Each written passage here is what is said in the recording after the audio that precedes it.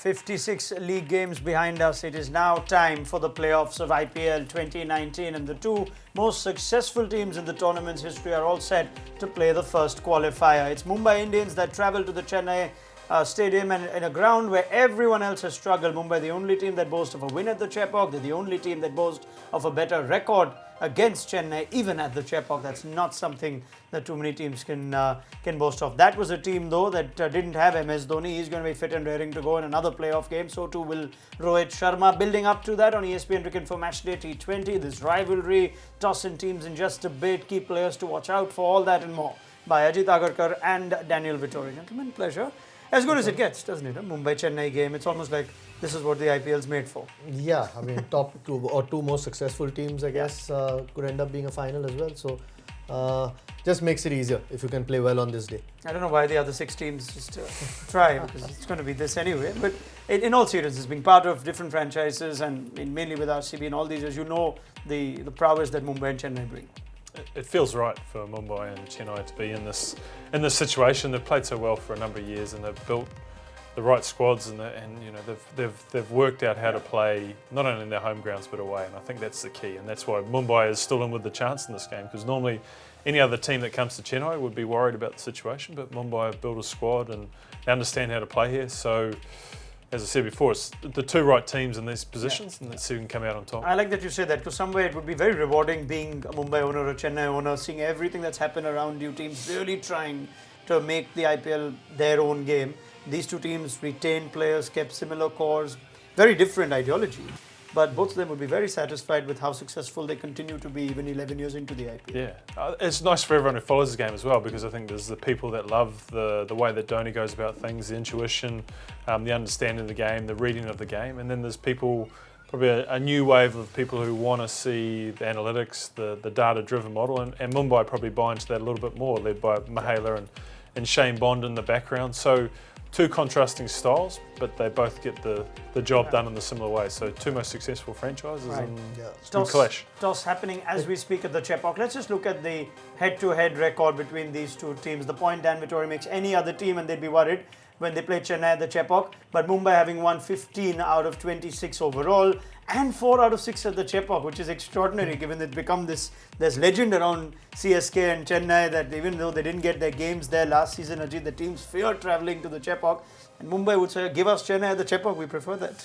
Yeah, because Mumbai's been a sort of well-balanced, well-rounded team. They've got the necessary players who can counter these conditions. They've got the bowlers who can bowl in these conditions. Not every team has that luxury, and not just one or two, but like I said, balanced attack. Their batters usually play well in these conditions, which not a lot of teams tend to do against a lot of spin bowling or slow bowling from Chennai. So. Not surprised, a little bit surprised at how good that record is, but you expect Mumbai to play well wherever they play and even in these conditions. Okay, we're going to get to the toss in just a bit because it has been won by MS Dhoni. Of course it has. Why do you need to have a toss at the Chepauk? He wins almost all of them, does MS, but he's decided to bat first. I will come to that with Dan and Ajit in just a second, but let's just go through some key numbers. It is a playoff game. The most success that teams have tasted in playoffs has come from Mumbai and Chennai. We're just looking at win percentages and whatnot in knockout matches. Chennai very good, 12 out of 19. We say time and again, Dan, the only team to have always made the playoffs, but for the 2 years, obviously, that they weren't part of the league. Mumbai with a win percent of 57. Fair to say that Chennai tend to bring their A game to the playoffs more than other teams, perhaps? With Mumbai right up there, but... Well, it's probably those two teams. I think the only very slight knock on Chennai is that they've lost a few finals. Yes. I think 2 or 3. Yeah, I'm not they sure. make more. They'll Yeah. More. I mean, that shouldn't be a knock because they've done so well to succeed to get to that position, and on any given day in a final in a big situation that any other team has a chance of winning. And the thing is sometimes that they're not playing at their home ground as well. So it's a neutral venue in the finals. But these two teams, as we've said a number of times, have built their teams not in the right way, but they've been in the successful way. And I think the key for both teams is they're all-rounders. I mean, the Pandya brothers and then the likes of Jadeja and Bravo allow the team to be formulated in a way that they can survive any conditions. And I think that's been the real key for these two teams. Okay, they've also relied on that similar core. And if you look at the most runs and the most wickets in knockout matches, first we'll start with the ball. Dwayne Bravo's been around for a while and he's got 14 wickets in knockout games at an economy of 7.6. So he can pick up wickets for fun. Harbhajan Singh is in that too. That will probably be more for Mumbai. But yeah, that's what we've got. Ravindra Jadeja, Lasith Malinga. So it's like all the Galacticos have come together for yet another Mumbai-Chennai one. And what about the most runs? Just looking at that, and Suresh Raina, Kyron Pollard, MS Dhoni. So you still have the guys that started the IPL or have been around for so long, and there's a reason why these teams have held on to them, Ajit, I guess. Yeah, I mean, obviously, you don't plan that far ahead, 11 years. But I mean, Raina and MS Dhoni you kind of expect. Yeah. Pollard, obviously, what he's done for Mumbai and has played some, again, this season, some important innings. So, not surprised with those numbers. I think I'm surprised there are not a lot more names on it. So, no, two really good teams. We'll have to wait and see if it's a big toss to win. Okay. MS has already won it and he's batting, and there are going to be key decisions to be spoken of. Team changes for both one each, and we'll come to that with Dan and Ajit. But it's a return to MS Dhoni against Mumbai Indians. He missed the home game against this opposition. And what's MS been like? There's data, there's analysis, there's tactical acumen and whatnot, and then there is the Dhoni inside. MS Dhoni relies heavily on data from statisticians and insights from analysts. So heavily, he often ends up doing exactly the opposite of what they suggest. Could that be a reason behind his success? The T20 format thrives on young players, MS. Well, of course. Last year, I packed my team with the oldest team by average age. And guess who won? But change is the name of the game in this format. How can you discover new match winners without exploring? Look, in the past decade, we've played 74 players, the lowest among all teams. 33 out of them have won Player of the Match awards. The numbers lesser to that of only Mumbai, who have played 2 more seasons than us. All right. You know what wins you T20 games? Strategy, ball-by-ball analytics, insights. DJ, I'll let you take that one. We don't plan. We don't have team meetings. We don't plan. We just turn up and go with the flow on every given day. We are well led by the best captain in the world. How about this? Spinners should always bowl in the middle overs. Not necessarily. Remember in the beginning when I used to throw the ball to Ashwin and Murali in power play and then to Murali again at death?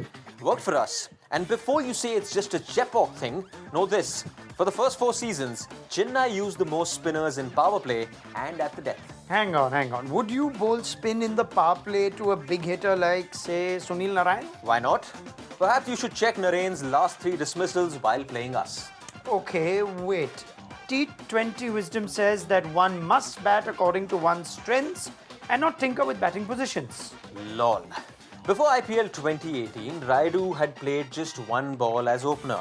On the other hand, specialist opener Billings played middle order and won us many matches. Remember Badrinath? Played at positions from 3 to 8 and pretty well. In the past, Deepak Chahar has played in the middle. Ashwin has opened for us. I mean, I could go on. Fine. But tell me something. What is your take on your death bowling with your bowlers getting smashed for a lot of runs? Have you ever seen me sweat then? We simply score more in the death overs. Last season, I got Shardul and Dwayne to bowl the last 5. They were the 2nd and 3rd worst bowlers at the death. And 2018's most expensive death bowler, Mohit, we got him in the last auction. Buddy, that's just how I roll. So you're okay if just everyone's getting smacked at the death? No, if that happens, I turn to Tahir. What's with you taking your games too deep? Aren't you worried it would affect your net run rate? Should I be? It wins us matches and points, so we don't have to depend on net run rate. And you know which team holds the record for most last over wins? In T20, luck is a big factor. And you're just riding on luck. Not all the time, huh? Okay. I mean, I can't deny that in 2012, for us to qualify in the top 4, we needed 5 other teams' results to go our way. And they did. But this season, I've only won 9 tosses in a row. So, please. Hope you enjoyed that. MS Dhoni, who continues to defy a lot of supposed conventional cricketing wisdom and just goes by instinct, insight and gut, and it tends to translate into IPL success. Now, team news and toss update from the Chepauk. Chennai have won it, and guess what? They're batting first, right? This thing they'd love to chase, the Chepauk and whatnot. They did lose in a chase to Mumbai in both games this season. But there are changes because Kedar Jadhav's shoulder injury means that there was an option of bringing in a middle order batsman in Dhruv Shori, but the experience of Murli Vijay has been preferred. Quick word on that one, Ajit. How does that affect the batting order for a team that's now batting first? I don't think they had too many choices. I mean, I think Shori was the only guy in such a big game. Whether you want to put him in that middle order, not sure. Murli Vijay has obviously been around for a long time. Doesn't affect them. I wonder if the only thing is position of Faf, because Faf played so well opening the innings in the previous game. Whether he'll have to drop down the order, I'm not sure that's the best thing to happen to them. Maybe Murli Vijay comes and bats lower down. We've just seen that that presentation by you. Exactly what we don't expect. Dhoni will probably go and do it. So You bet. I hope they don't drop Duplessis down the order. A quick look at Murli Vijay's playoff numbers. He had Dan to dig in on where he'd like him to bat if he was managing this Chennai side. This is in IPL playoffs. No, Murli Vijay's got big runs for them. He's been man of the match in the final of an IPL, a successful IPL for Chennai. So he has the experience, and you could almost predict that CSK would go for the experience, even though it might be too many openers in that 11, Dan. I think I remember that 100. I think Ajit's right. It'll be interesting. Yeah. I think Faf, he got 90 odd in the last game. He played exceptionally well. The only thing that I think they'll think is that the middle stages with the ball spinning is Faf a better option there. He can play in multiple positions, whereas Vijay, we think of him as an opener. We think of him as a guy who can get off to a reasonable start.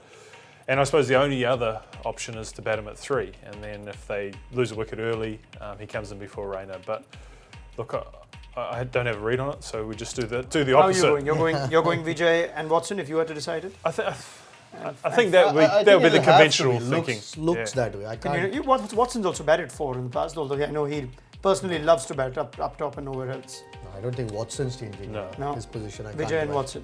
And the decision to bat first now. What's that got to do? I hope it's not a bad pitch because both looked convinced that they wanted to bat first. Mumbai's, we'll talk about the change. You can tells you a lot about that change as well.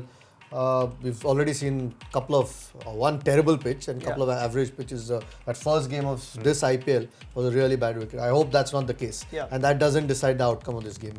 But clearly looks like a slow pitch which is going to turn. Okay, but CSK have preferred chasing more often than not often winning the toss. Is the opposition got anything to do with this, or the fact that it's a playoff? I don't think so. It'll probably be the last game against Delhi. I think the way they played there, I'm pretty sure they won the toss and batted, and they put on a score that they knew was defendable on this. And I think once they get a score around that 160, 170 mark, they back their spinners to do a job. And I think that pressure of a playoff game, and if they can squeeze through those early stages with the ball. So when Chennai come out to bat, I don't expect them to come out explosively. I think they'll come out and try and build a total in those first 10 overs, and like always, set it up for the back end, set it up for Dhoni to try and get sort of 50 to 60 off those last 5 or 6 overs. And only once this season have Chennai actually won the toss and decided to bat. That was in the game against Kings 11 at the Chepauk, where they got 160 and that was enough. Last game, Delhi put them in, but they ended up, it worked brilliantly for them. Faf got the runs and they won quite comfortably. Mumbai have made a change. Maybe we can read into something on the pitch because 3 overseas only. No Mitchell McClanahan and Jayant Yadav, who played just 1 game against Delhi Capitals, and he was picked for similar reasons on a pitch which was supposed to turn and with lots of left-handers in the opposition at the Kotla. I'm not sure he's got as many this time in just the form of Raina and Ravindra Jadeja, but that's what they've gone with. So that's a big call. Jayant Yadav to come into a final. Ajit, like it, don't like it? Again, I think it's the conditions. I mean, tells you a lot more. I'm a little bit worried for this game. Not that I'm playing, but okay, McClanahan's perhaps not suited to these conditions, even if it was a good pitch anyway. But to get a spinner in his place, you think that they might add another seamer or go for another batter. But to get a spinner tells you clearly what Rohit thinks of the pitch. So I don't know whether it's a good call. But we'll find out. Yeah, we'll find out. I think if the pitch does spin it, it'll be a good call. He had a good game last game, McClanahan. Look, I don't like playing through overseas, but I'm a huge fan of Jayant Yadav. I think he is an exceptional bowler. But I suppose Mumbai can one of the teams that can get away with 3 overseas. Absolutely, with the fact with their all-rounders, the Pandya brothers, and they can utilise those overs. But Jayant Yadav offers something a little bit different. He can bowl with the new ball. He's probably going to line up against Suresh Raina. I think that's in the back of their minds. Can he bowl through those stages where they're worried about a left arm spinner and a leg spinner to Suresh Raina? So he bats as well.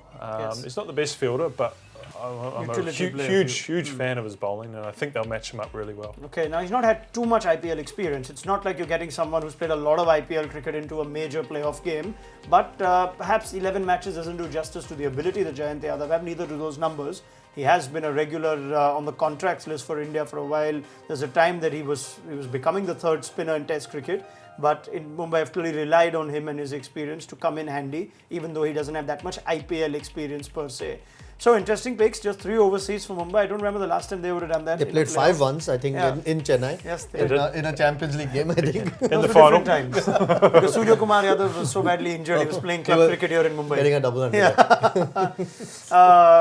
The IPL works different ways. Anyway, for different teams. Let's go to Rohit Sharma now. We need our big players to step up and make this a contest. Like Ajit says, we don't want this to be a damn squib like that we saw on the opening day between Bangalore and Chennai.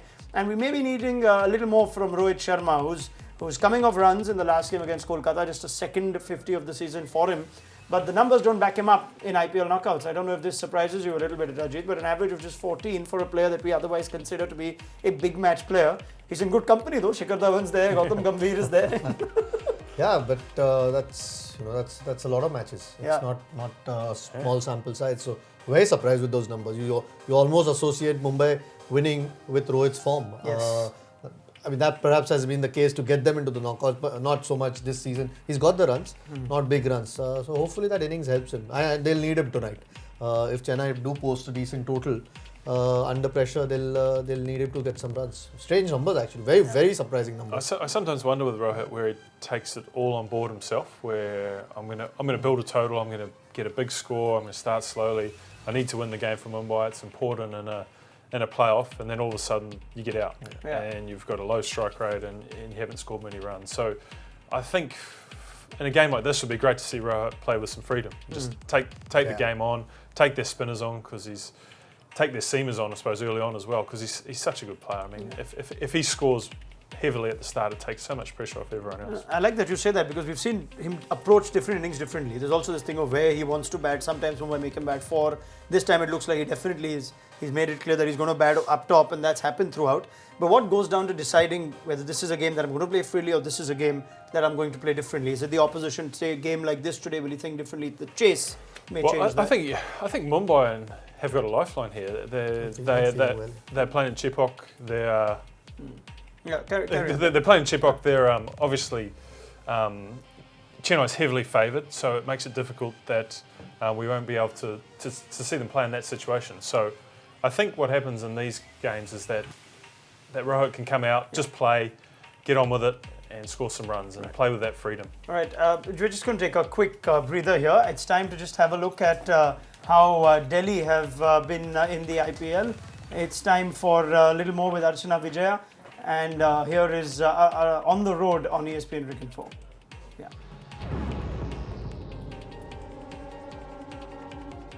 इसका नाम मैंने sonnet रखा क्योंकि ये एक ऐसी poetry पे depend करता है जो बहुत ही कम लिखी जाती है। तो और मेरा एम ये था जो मैं अच्छे से अच्छे खिलाड़ी दूं, पहले क्लब के लिए, उसके बाद स्टेट के लिए, फिर आगे अगर कुछ हो सकता है तो। अजय जडेजा, विवेक राजदान, दीपदास गुप्ता, ऐसे करके Rahul Sanghvi, all of them have represented India. बहुत अच्छा टैलेंट है हमारे पास, बहुत अच्छा बंच है ये, जो कि बहुत टैलेंटेड क्रिकेटर्स हैं, और I am hopeful that we will be able to give more cricketers to the country. Virat was not even 9 when he came here, yeah he was here from the day 1 of the academy.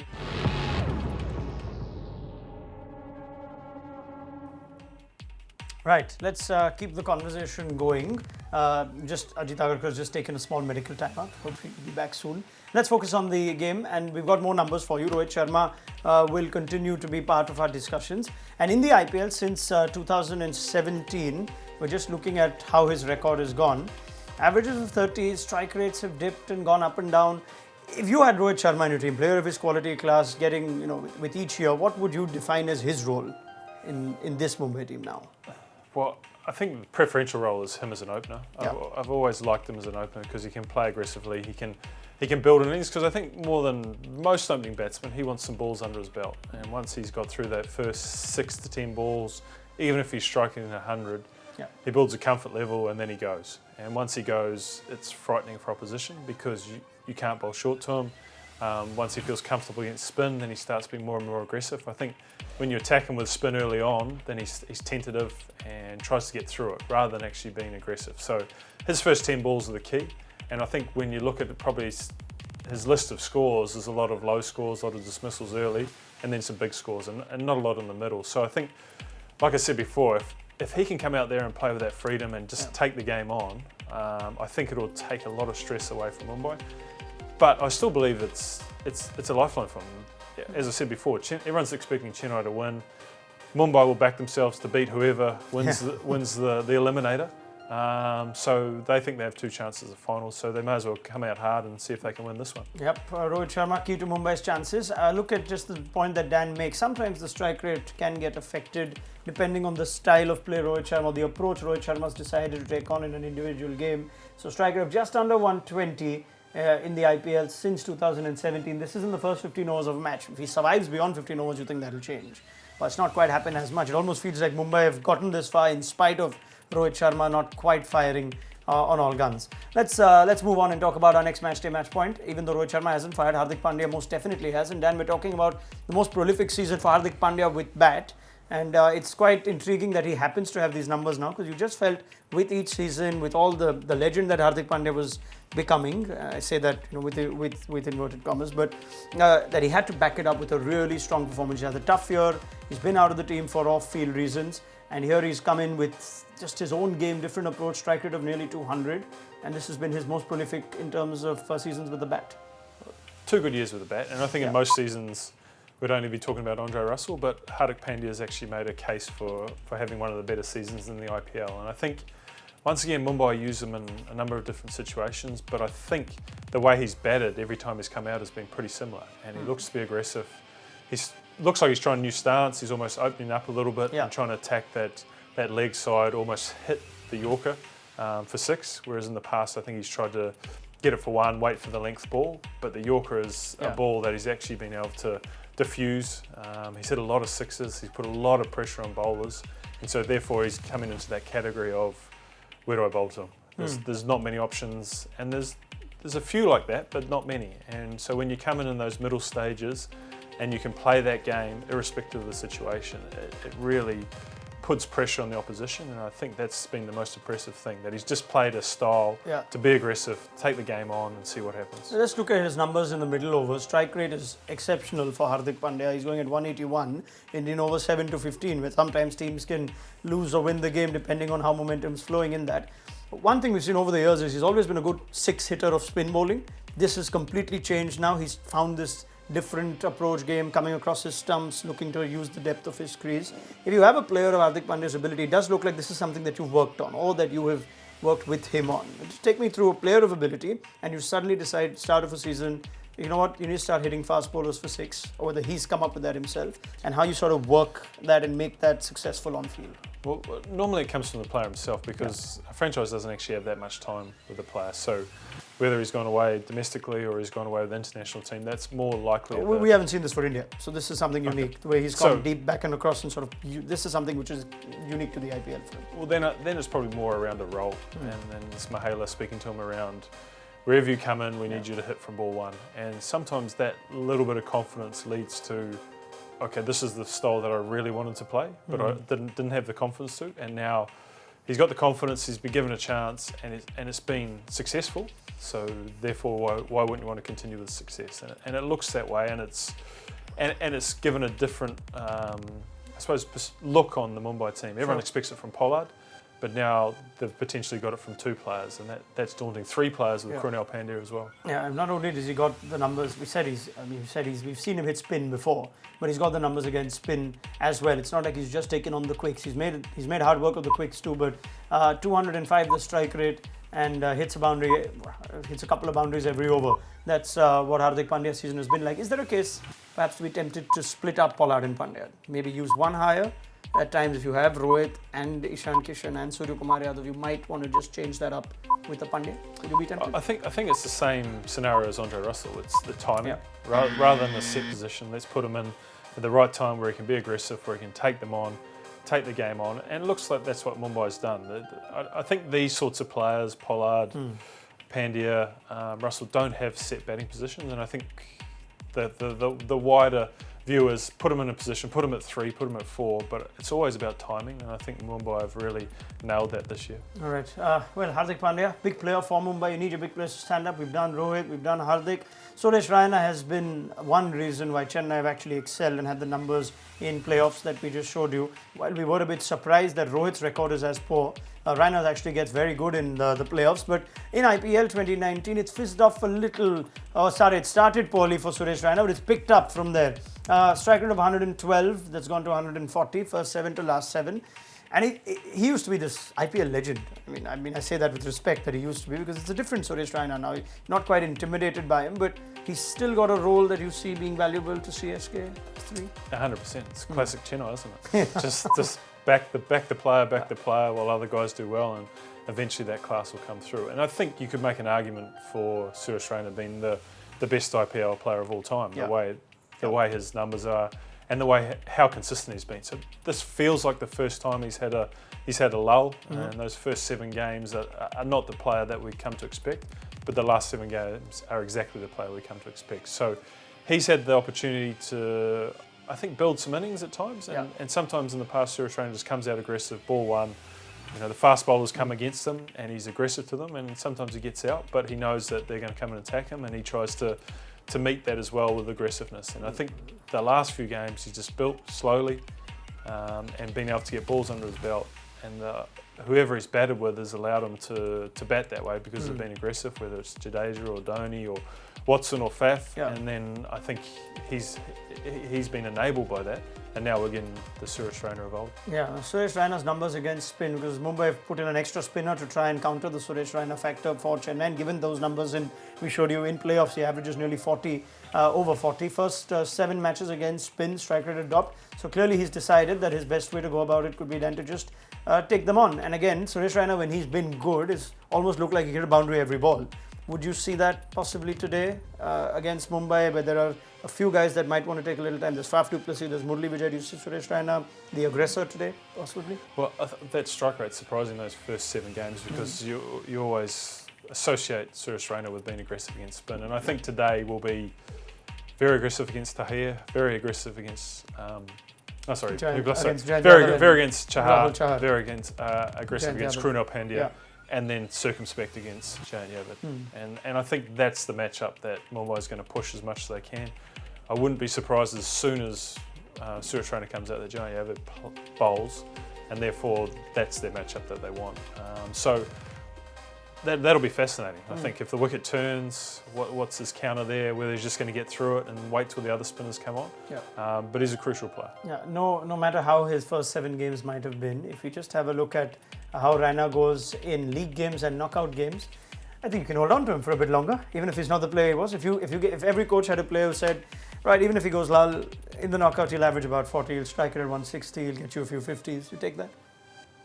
He's in my team. Simple as that. I think you lock him down. And look, I think there's some questions around Chennai's batting order with Vijay coming in. But when you look at that, the lock or the key into it all is Suresh Raina at 3 and being aggressive against spin. If those 2 things come off today, then everything else that Chennai have to offer will just unfold in front of them, and they'll get a score that'll be tough to chase. Okay, let's have a look at more numbers for Suresh Raina. We've got the entire spread for Raina today. Against Mumbai, strike rate of 160, average is big, and he's got the runs, 350s against MI. And against other teams, it's not bad either. This is all in playoffs and knockout games. But he likes Mumbai as an opposition. So while Chennai don't have a great record, Raina certainly doesn't mind watching MI against him in a big game. Now, before we get to the Fab Four, just talk a bit about Mumbai's approach with the new ball. We've seen Jasprit Bumrah sometimes used a lot and sometimes used very little in the first 6. Big game, playoff game. Let's try and have a look. And Faf du Plessis and Watson have come out. So there's no Murali Vijay. Quick word on that, and who starts with Mumbai for you? Well, Mitch McLennan opened in the last game, so they may look at Krunal Pandya. I think that's probably an option. The record against Watson's pretty good. Left arm spin as well against both Faf and Watson is an option. And this wicket, they want to see if this wicket turns quickly early on, so that they can set up some more options as they go along. You like that they've gone with Watson and Faf and not Vijay? What? The only concern is it doesn't make Vijay redundant. Yeah. Where does he bat? Are they just going to slide him further and further down? So if there's a wicket early on, then that may be the only option, that Vijay comes in early. But I think, once again, they want Raina to be that key guy in the middle. Yeah. So I have no idea what they're going to do All right, brilliant. with Vijay. And we'll find out. that Wicket of the first ball will, yeah. wicket of the first ball will make sure that Vijay's role is clear. Otherwise, he might just go deeper and deeper and deeper. That could happen. Fab 4 time for Dan Vittori. Let's see who he picks. Quick look at the playing 11s. Is it you versus me? I'll today? pick. Yeah, I'll pick. You go first. Krunal Pandya Mm-hmm. and Bumrah. All right, Krunal Pandya and Bumrah.